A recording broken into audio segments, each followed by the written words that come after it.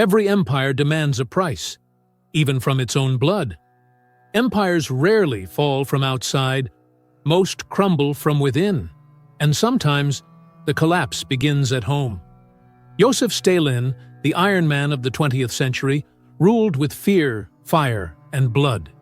He defeated Hitler, forged a superpower, and reshaped global politics.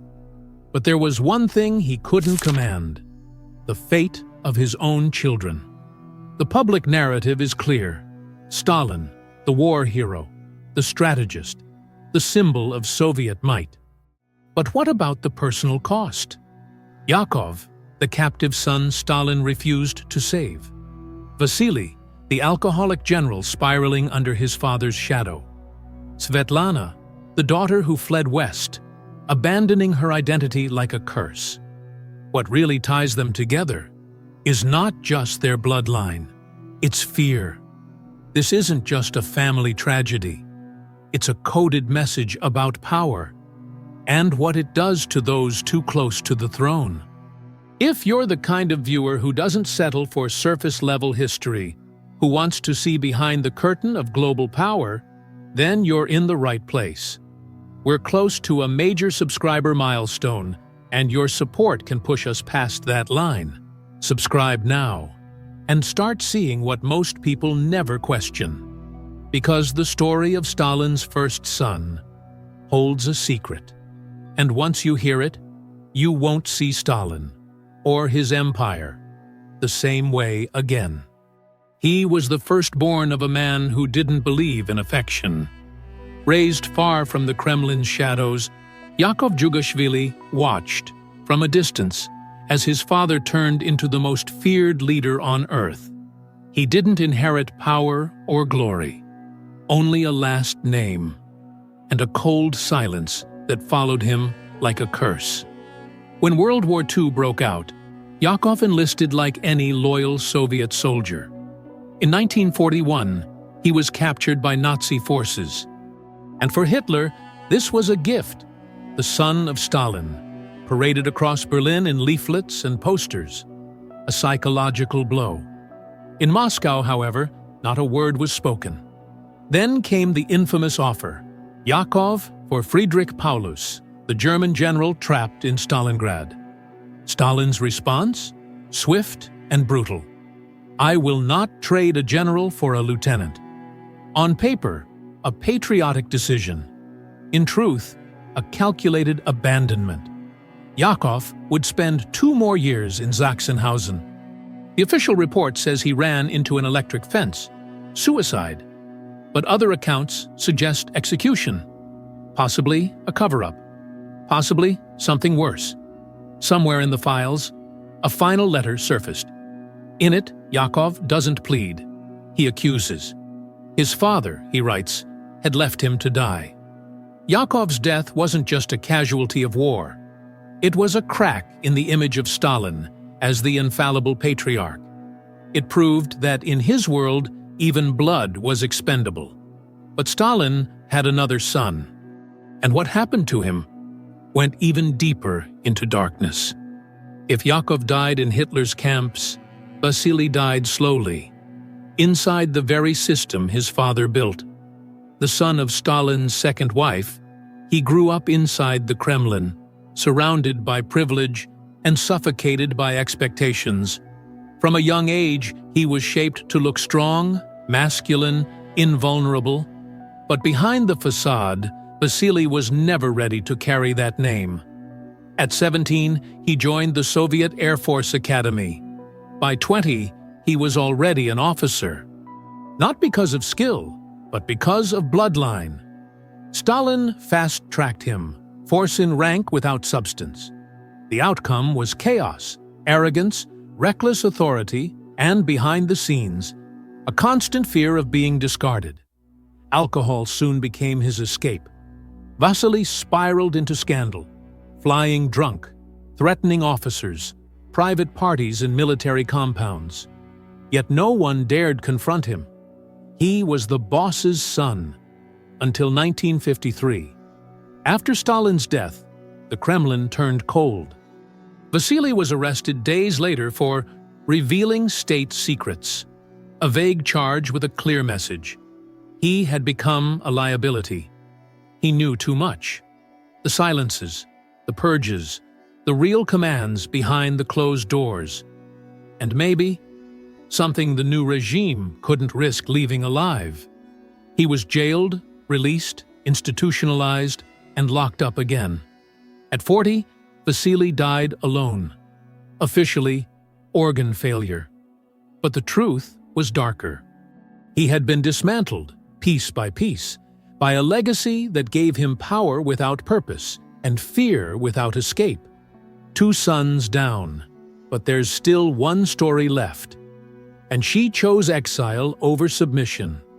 While Yakov perished in a Nazi camp and Vasily drowned in Soviet vodka, Svetlana was seen as the favorite, the darling daughter. To the public, she was Stalin's only tender connection. But inside the Kremlin, tenderness had conditions. Every letter she wrote was screened, every guest monitored. Her life wasn't hers. It belonged to the state.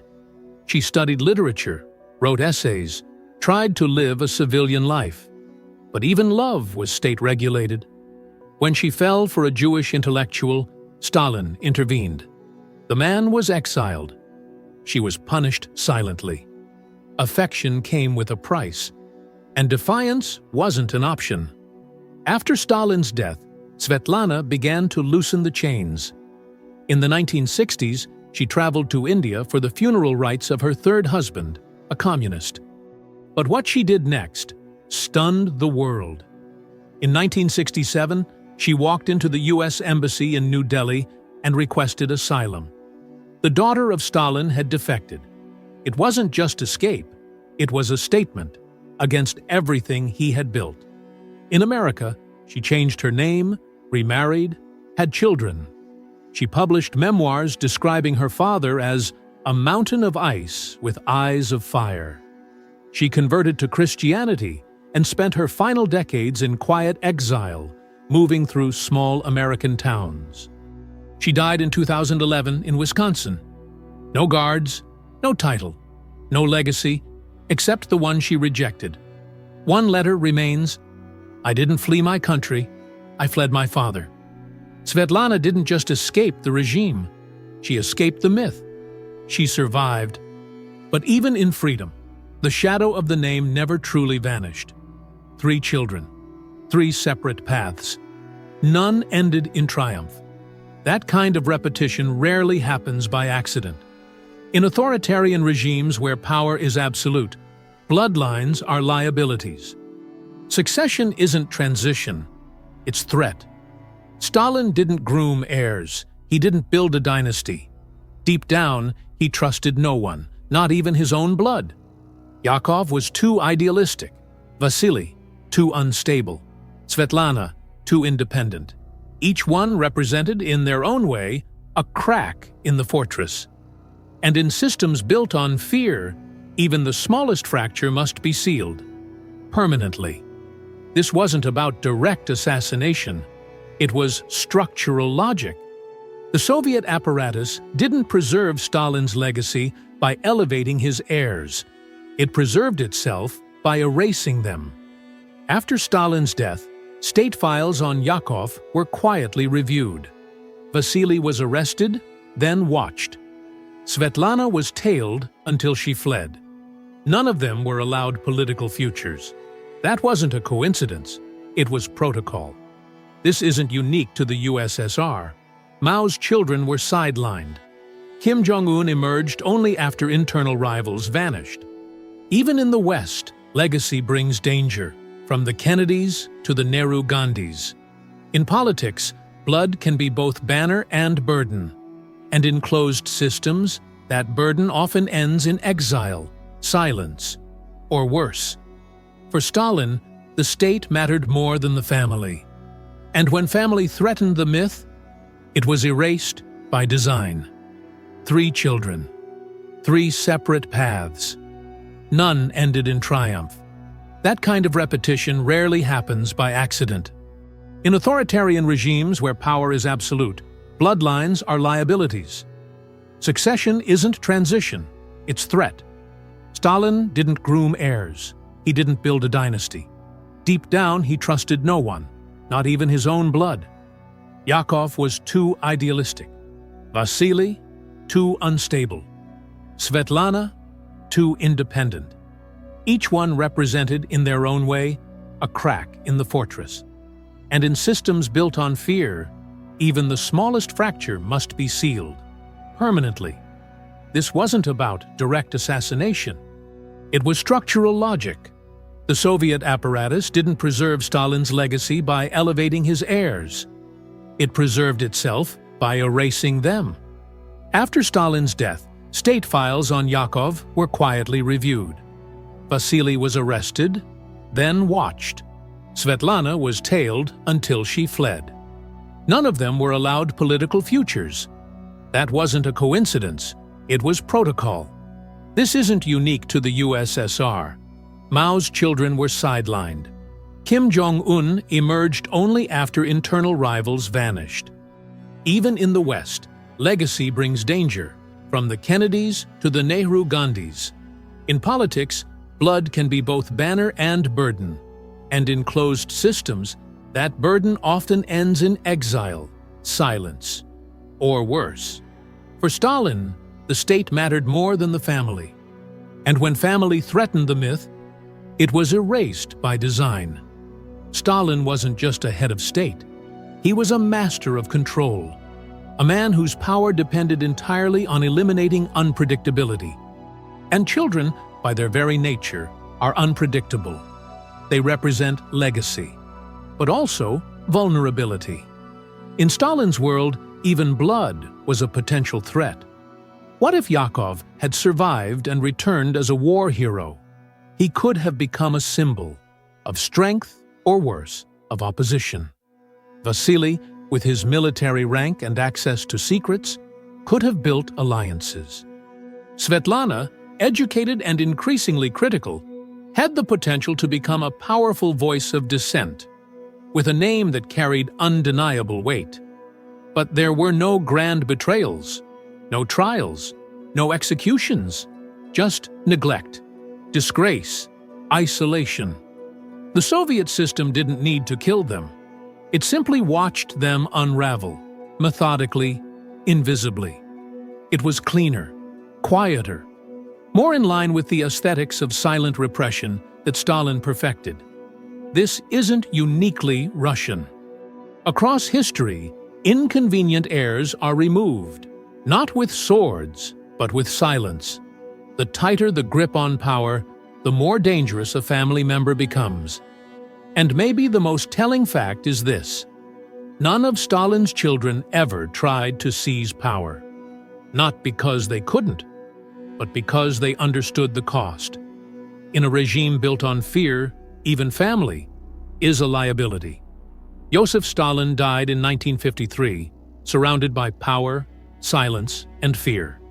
His body was embalmed, honored, then quietly removed. His image carved in monuments. His name turned into an ideology.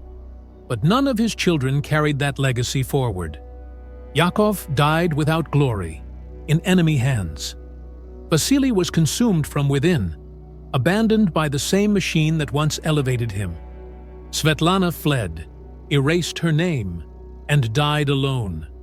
Not as an heir, but as a self-imposed exile. None of them sought to rebuild their father's myth. None left a political legacy. And that, perhaps, speaks louder than any revolution. History loves to retell the stories of leaders, battles, and empires, but it rarely pauses to ask, what became of the families behind those iron curtains? The sons, the daughters, the ones who lived in shadows too deep to escape.